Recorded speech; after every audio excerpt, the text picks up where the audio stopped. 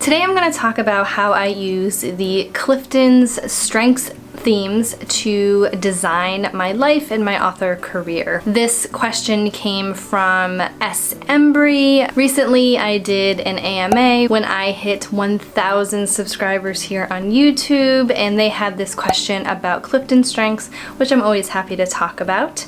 And they wanted to know how I design my life using these strengths and honing them and learning them. In 2020 I discovered Becca Syme and her QuitCast. I will link her channel in the description box below in case you're interested in learning even more about Clifton strengths. I am not a Clifton strengths coach, but I have been studying and researching and applying my strength themes throughout this past year, and I wanted to share it with S. Embry and anyone else who's interested in checking them out. Now recently I did a video about the Quit Books series by Becca Syme, which I will link also in the description if you want to check it out. And this is sort of my initial journey into Clifton strengths and how she coaches writers specifically to use these strengths to make them better faster and more productive, and really lean into these natural talents that they have to design the life and career that they want. Since I've only been doing this for a year, this is a consistent ongoing learning process for me, but I've discovered so much in this past year. I did take one of her courses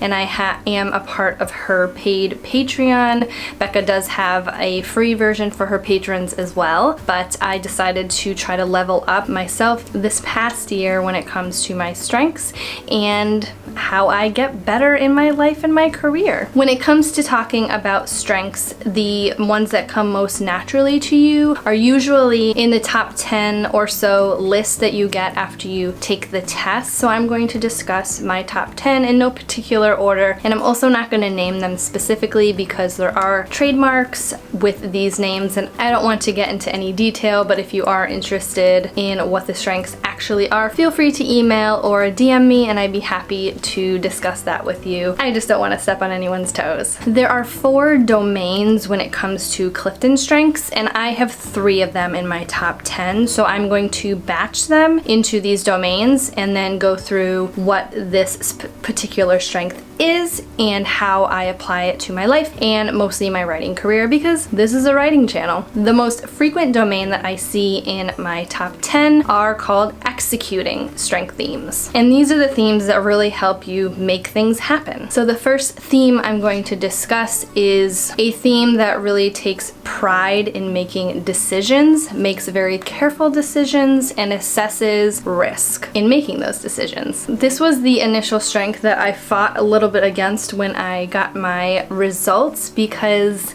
it seems like a very slow process with this particular strength. There's a lot of thinking before doing and a lot of assessment. And I really thought I was good at making quick and effective decisions, but it turns out I am not. When I take a look back at my career and I think of things that I jumped on right away without really thinking, researching, I tended to later on regret them or feel as if they weren't the best decision at the time. And the ones that I feel really good about are the ones that I actually sat back and thought about and assessed the risk in taking them. And this could take form in a pros and cons list or just extensive research into the decision that I had to make. And in S. Embry's phrasing, how do I design my life and career around this particular strength? Since leaning a little more into this particular strength theme, I have really appreciated this process, especially as I go into indie publishing. As I'm doing this year, I have spent so much time thinking about and researching how I want to structure my author business, and also when it comes to making decisions on anything that is a high monetary amount. Being an indie published author versus a traditional published author, which I am, I never really had to put a lot of money up front for anything when it came to publishing my book other than marketing costs or ads, and this has just been a lot, and I wanted to do it correctly the first time as much as I could. I know everyone makes mistakes, and I'm sure I will make mistakes along the way, but I know when I make the decisions, those are the best decisions for me at the time, and this is where this strength shines. It's definitely helped me stay on budget this year. I know in the past I have made quick decisions about courses or programs that I just had to have because they were new and shiny, and I have just been a little more careful when it comes to my purchasing, which is that risk assessment. And I want to make sure that anything I do spend money on has a good return, whether that is information to help further my career or a program that will help me in indie publishing, instead of just taking a chance on something that won't. While I still rebel a little bit when it comes to the slowing down process that this particular strength thrives on, I know that when I look back on my indie career, especially as I have been adding this to my life, I probably won't have as many regrets as I do with many of the decisions that I have made in the past 7 or so years of publishing. The next strength is the ability to prioritize, set goals, and work efficiently. This is one of the strengths that people actively ask me about prior to me taking this assessment, because it always seems like I get a lot of work done when I set my mind to it, and why goal setting works for me. To be fair, I really have to manufacture this time when it comes to my writing or my author business. I have to dedicate time to really hone in on a certain process, whether it's drafting or setting up an author business. I also dedicate time every day, usually about 5 to 10 minutes at the end of my day, to review what I've done and see what I need to do the next day. And also at the start of the week, usually on Sundays, I will review my upcoming week and also the calendar for the month. Also looking at the goals that I do set quarterly goals, and I do add that to my calendar. So I am constantly looking at things I need to do and carving out these little sections of time to be able to do them as best I can in the very little time I have. The next strength theme has to do with resolving problems. So that is basically figuring them out, figuring out a problem, and then the ability to solve them as efficiently as I can. I find this strength really shines when I do my outlines for my projects. I use different methods of outlining, not one in particular, and that process is always changing. Most books have conflict for characters that need to be resolved, or at least have some sort of resolution, even if you are writing a series. And working all of those little conflicts out prior to drafting really helps me in the drafting process, as it's offering me a roadmap of what needs to be resolved in my book. The next strength theme has to do with taking ownership of what I say I will do and being a person of their word. Looking back, as I said, I made some mistakes in my publishing career that this particular strength had sort of done me wrong, or I had done wrong by it, is committing too much to my ghostwriting projects. When I first started ghostwriting 3-4 years ago, I would take as many jobs as I could to try to build up my reviews and get as much money I could from the process. And this particular strength doesn't really like that, especially when you have a family or other commitments and that you need to honor prior to doing extra things. And the reason that that is a problem is because it definitely can lead to burnout. And I suffered burnout several times a year, every year that I was ghostwriting. For me, how I have, knowing my strengths, I have been able to look at this particular theme and make sure that I check my commitments prior to making any other commitments. And as much as I hate to say no, I know with this particular theme that I feel better when I say no, knowing that I don't have the time, versus saying yes and then struggling, not being able to meet that commitment or otherwise. And this can also be in terms of being a critique partner, a beta reader, signing a contract, or even signing up for pre-orders. Now, as I go into independent publishing, I did think about this for a long time, because I know that pre-order campaigns can do wonders for a book, but it can also not do wonders for a book, especially if you don't meet that deadline. I know specifically on Amazon, you, I think, have one chance to move your pre-order date, and if you don't, and if you are if you have to cancel your pre-order, you lose pre-order privileges. So that really hits me in the gut when it comes to this particular strength, because I am a person of my word. If I say the book is coming out on a certain date, it will come out on that date. And while this strength sometimes gives me a little bit of trouble because I do want to do all of the things, leaning into it is definitely the best, because I know what I commit to, I will complete, and I will do it to the best of my ability and feel good about that process. The last strength theme that I have within the executing domain is the theme of craving stable routines. And this is also why I crashed and burned during the beginning of lockdown in 2020, when all routines had ceased to exist. Now, strength themes are fun in the way that usually when they are closer to the top of your results and you pair them together, they can become like a superpower for you. Pairing this one with that prioritization strength theme helps me create stable and effective writing routines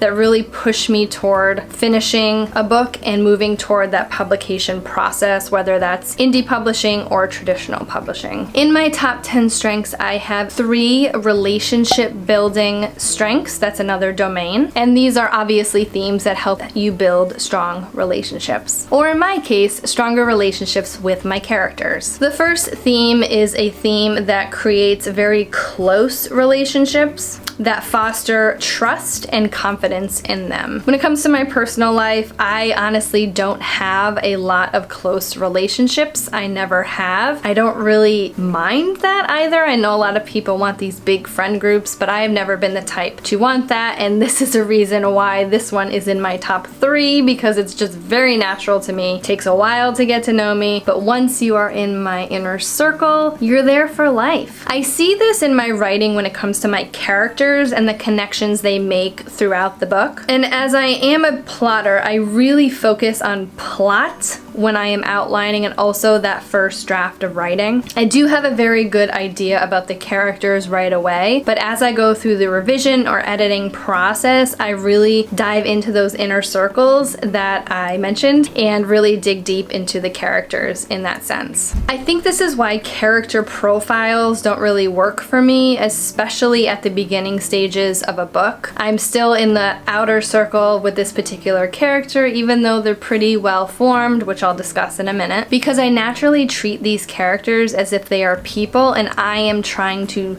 get into their inner circle by getting to know them better. And I know that sounds a little woo-woo, but once I realized that, and it was so high in my strengths, it took a lot of stress off me when it came to the outlining process and starting the book, knowing that I will dig in as I go on with my draft. The next strength theme has to do with conflict, and this particular theme does not really like conflict, and they seek to find areas of agreement. I feel this most during the brainstorming and drafting process.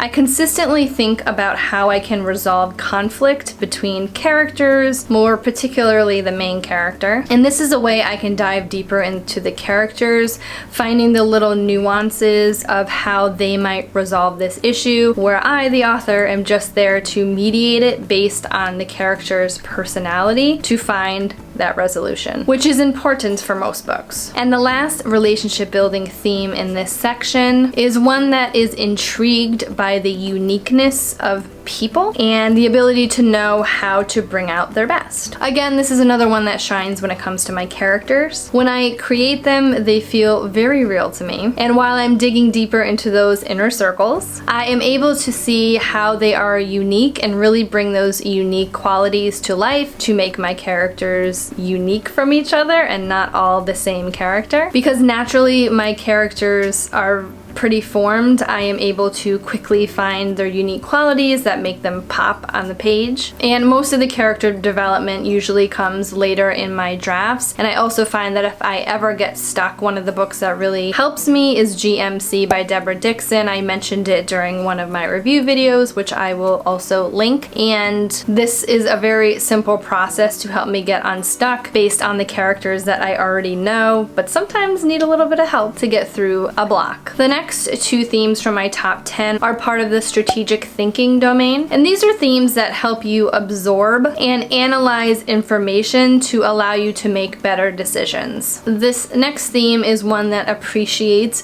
deep thought. When it comes to my process, and this has been something over the years that has happened to me and I never really knew how to deal with it, is finding a mental block when I get to a certain part of my process. And that is wildly different throughout any of the books that I've written, but I just always have a particular feeling. And once I got to know my strength themes, this one in particular really came to light because I realized that that actually meant that I needed to be doing something specific to get out of that mental block. And when I can't see the story moving forward, instead of really digging in, like, which may work for some people, it doesn't really work for me. The story turns very dark and it's like a thick fog that I can't get through. So now what I do is I know at this point that I need to work through something in my mind. So I turn my computer off and I go about my day, whether that's bringing kiddo to school, cleaning up the house, cooking. One thing that I found during lockdown that I love to do is puzzles. And I found that when I was doing those and I wasn't writing at all because I was stuck, I found that after a few days of puzzling, I was able to have that urge again to write. And now that process moves a little faster for me because I've gotten used to the situation that we are in now. But I do enjoy puzzling as a way to puzzle through the problems that I'm going through with my books. The next strategic thinking theme within my top 10 is one that needs to collect and analyze information, ideas, and even relationships. While I really enjoy the collecting process, I always love learning new things and finding new things to enhance my career. I've learned that this strength in particular is one of the ones that I consistently work on. I'm really good at the collection of all of these ideas and information, but it's the output, which is very important with this one, that needs to happen. For instance, I would read a ton of craft books, but I really wouldn't apply any of the information that I had tabbed or highlighted. So lately I've been going through the process of creating a second brain on Notion, and this is sort of a way to find all of the information that I need as I need it and be able to output in a way where I can organize the data and know exactly where I need to go to find it when I do need it. Like I said, I'm doing better with this one, but I do have to find that balance when it comes to collecting and also analyzing. In terms of leveling up these strength themes, I am working very hard every day to do so. This is the one big part of my life that has helped me so much in such a terrible year as 2020 for a lot of people, myself included. And I'm so happy that I found Becca Syme when I did, to be able to bring me to this level where I'm able to consistently level up my process and my life and everything in between. If you are intrigued by the Clifton's strengths, I do have a link to Becca's website where you can take the test for only $10. I don't really know how much it is normally, but I'm assuming it's more than $10 if you want to try this out for yourself. And if you've already taken the test and are considering taking the courses with Becca at the Better Faster Academy, I do have some affiliate links in the description box below. By no means does it cost you any extra money to use them,